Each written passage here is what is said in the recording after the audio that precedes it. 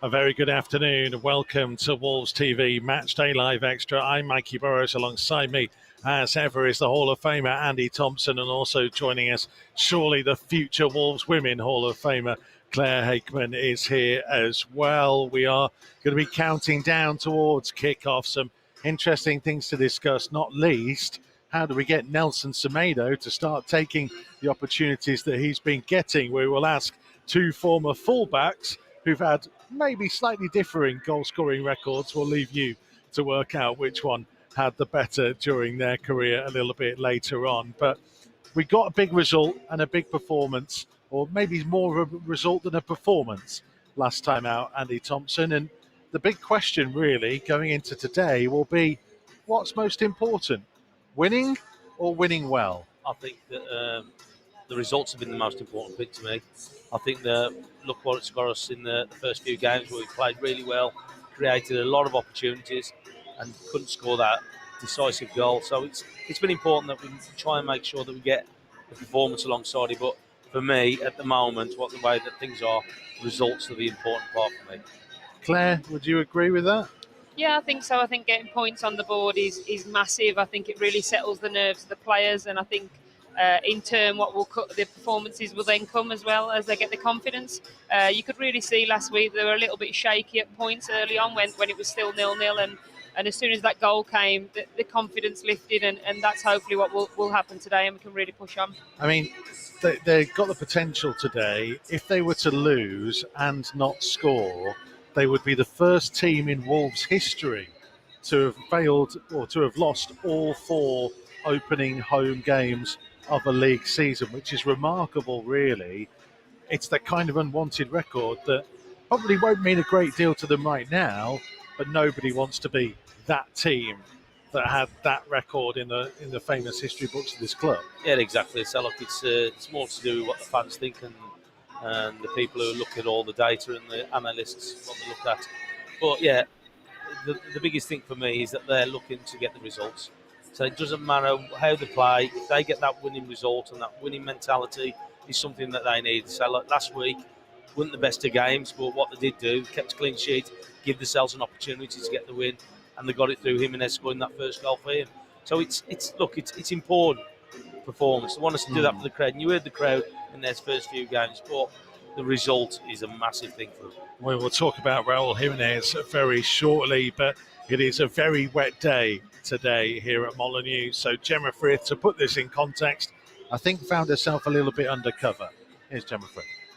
We are back at home for Wolves v Newcastle. Over the past few years, this fixture has oddly ended in 1-1 draws, with our last 5 meetings with Newcastle ending this way in the league. Our last victory came back in 2018 at St James's Park, thanks to that memorable 90th minute winner from Matt Doherty. But today, we are hoping to break this pattern once and for all and secure our first win in front of a home crowd this season. Despite 2 positive performances at the start of the season, our meeting with Brentford wasn't quite what we had hoped for, but with the win against Southampton under their belts, the players have been working hard in training this week and even had a session out on the pitch at Molineux after their annual squad photo on Wednesday. And after Raul's special goal last weekend, he also has the chance to reach another milestone in his career this afternoon. If he nets at Molineux today, he will have scored 50 goals for Wolves.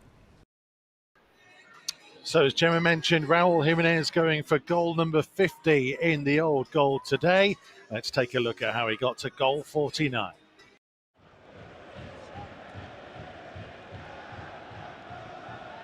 As Podence finds Jimenez, and here's Semedo. It's the penalty area, and he stings the palms of the goalkeeper as McCarthy parries it behind for the first Wolves corner of the game inside the first minute.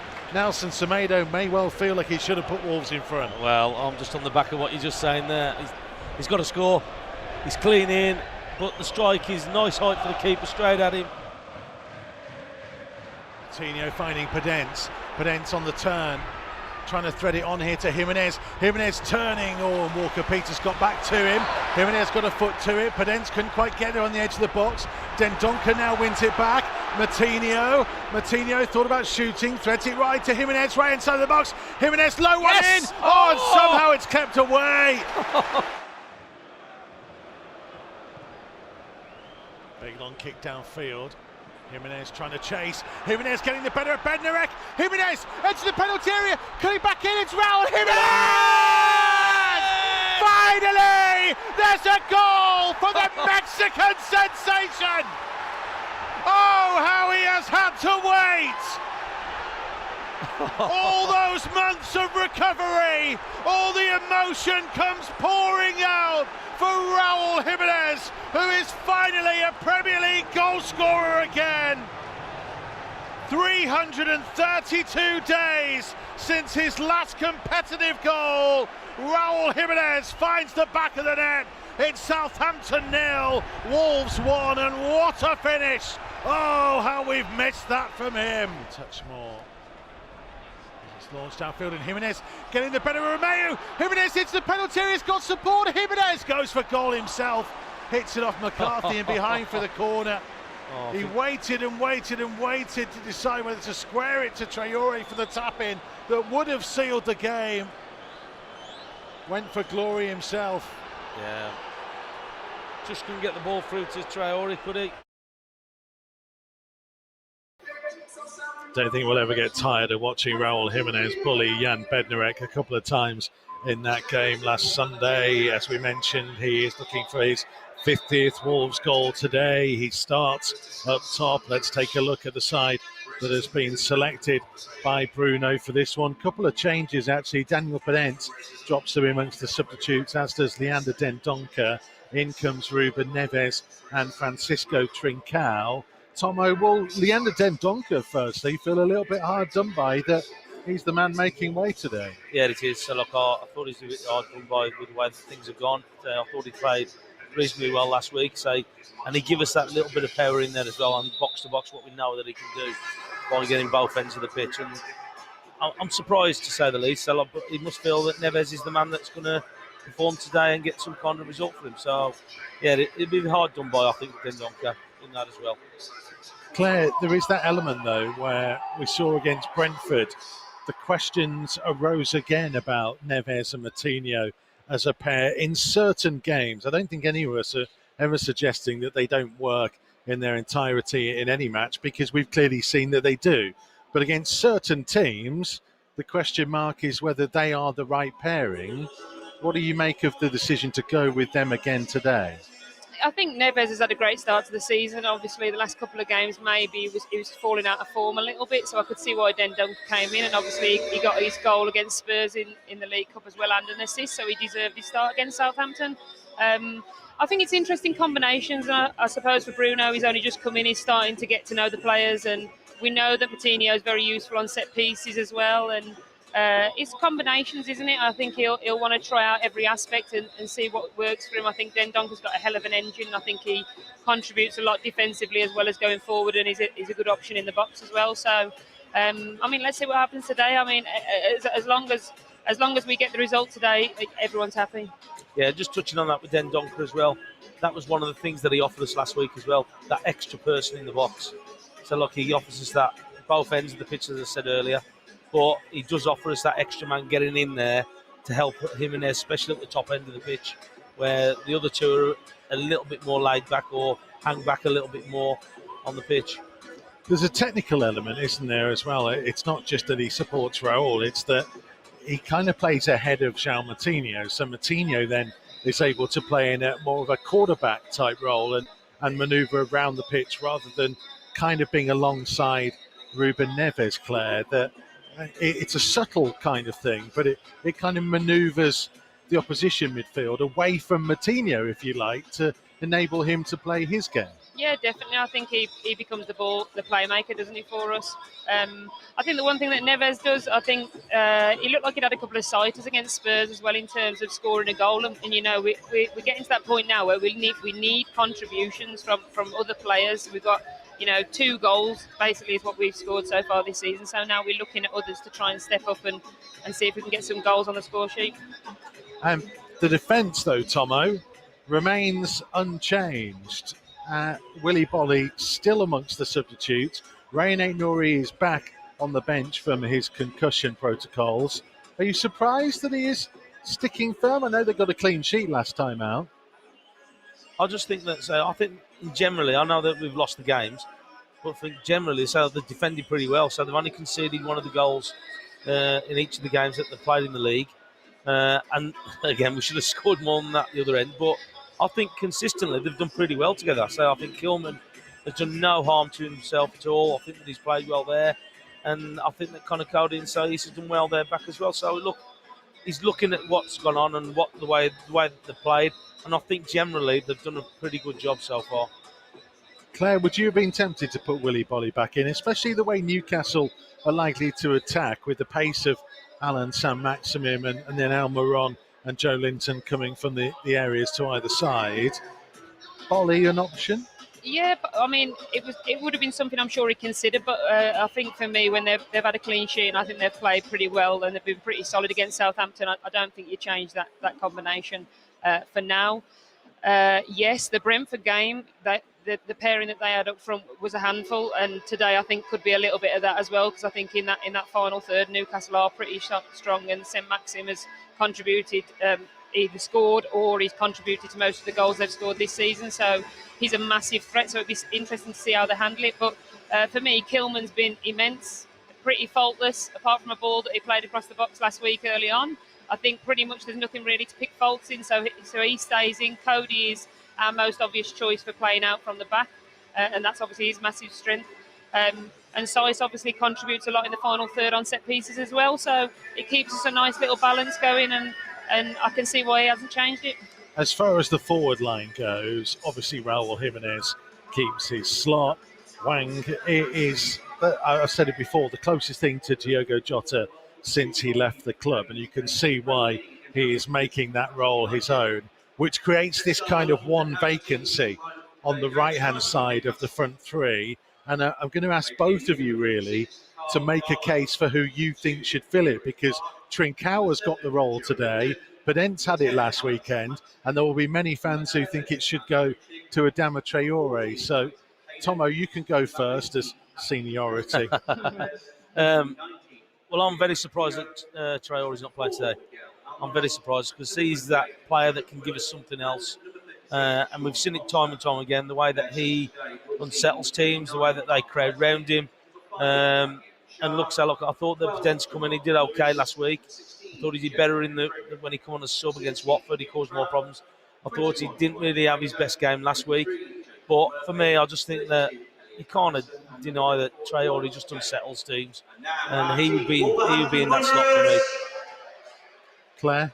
Yeah, similar to Tomo, really. I think I am surprised that Traore didn't start. I think with the Saint-Maxim versus Traore, I think they're both unplayable. They're difficult players to play against, and they do unsettle defences. But having said that, I mean, having Podence and Traore on the bench is a great option to have as well. And I think in terms of his game plan, I don't know how obviously Bruno's worked it in the week, but Trincao is a little bit more safe. And maybe Hwang is a bit more goes forward and a bit more explosive. So it's interesting decisions to make, isn't it? It's interesting. It's an interesting debate. I'm not sure there's particularly any right answer, though it's interesting that neither of you went for Trincao in that option. So we will wait and see as to how he performs today. Bruno Lage faced the media yesterday. Here's what he had to say. No, they are a strong team, and they have an experienced manager. So they start the season with a line of 5, like us. But now in the last 2 games they change. So now they're playing with a line of 4. And the dangers comes from, especially from the forwards. So they have strong forwards, guys, the wingers and the striker, guys who can play inside and outside. And they are strong in 1-against-1.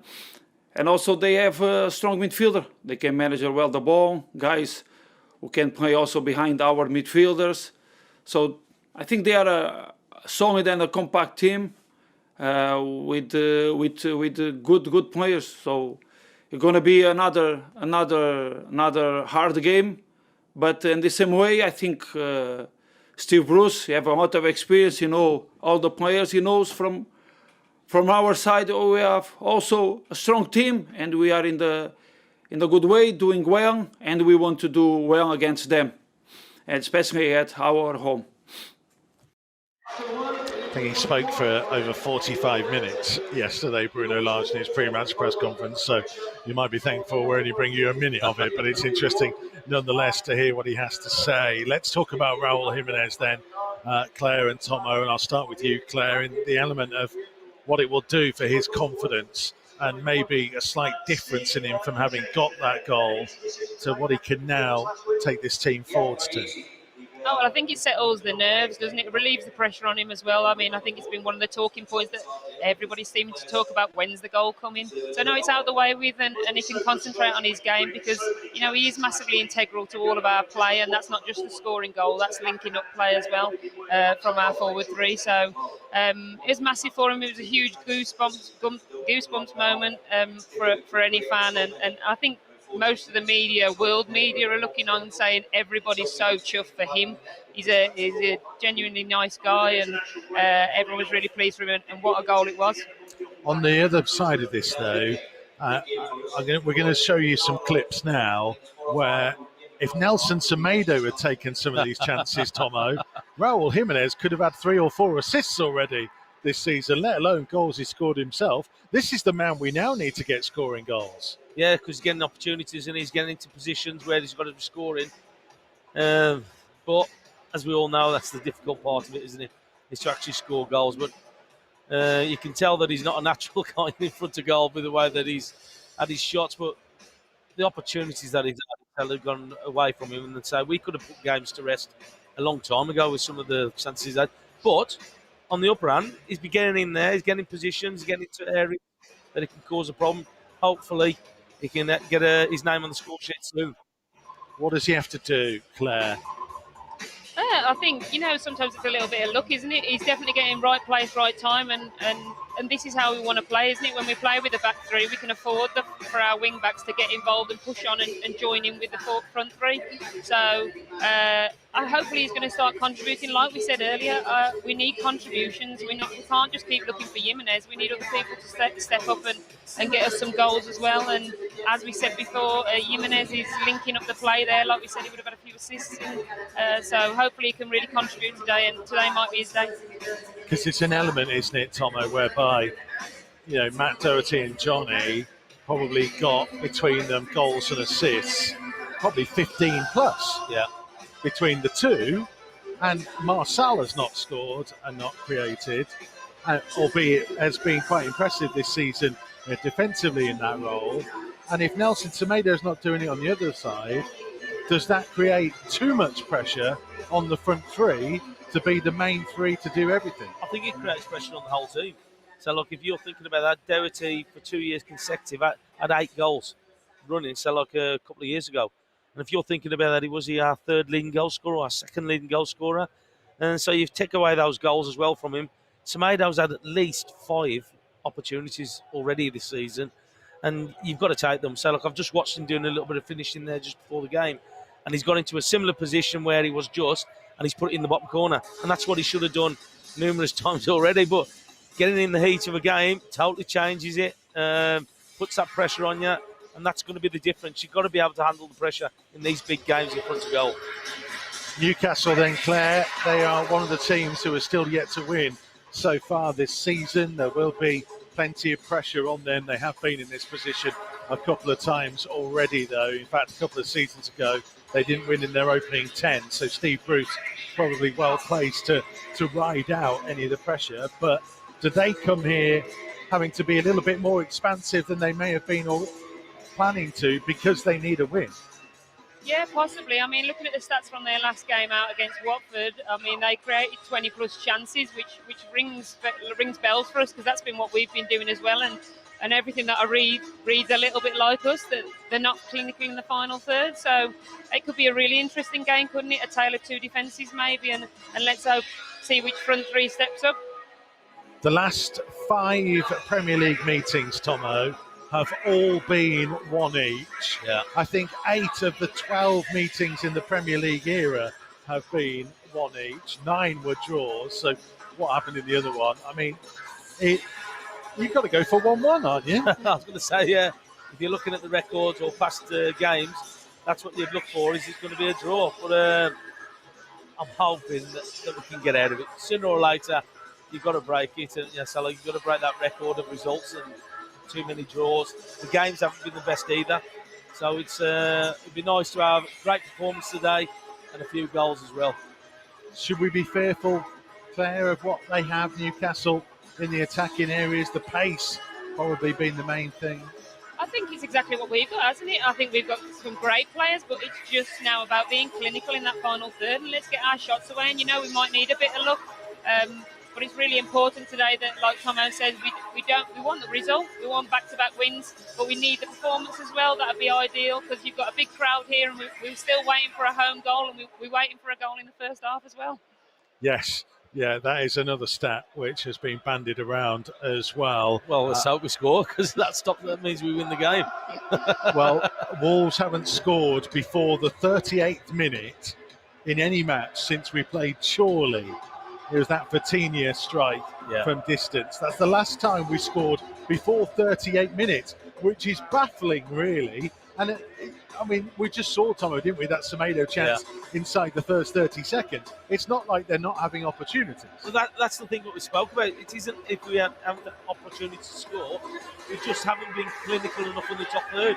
And we've got to try and put it to rest. We've got to try and make sure that we get the best shot we can out of it and really have a go at it. We can't keep affording just to keep sitting back and waiting for teams to come on to us. And we know what happens if we keep conceding. So you're chasing the game, and like I say, a lot of the games that we've gone behind, we haven't won. And we just got to stop that. Keep a clean sheet. Can we get an early goal? And I'm hoping we can today.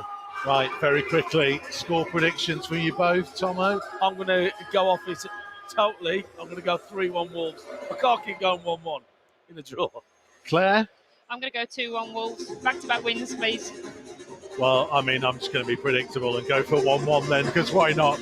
Make it 6 in a row. There we go. Thank you very much, Andy Thompson and Claire Hakeman alongside me for full match commentary, available to watch via the Wolves app. Let's listen to via the Wolves app and wolves.co.uk. Let's take you to one of Raul Jimenez's best days to build you up to kickoff.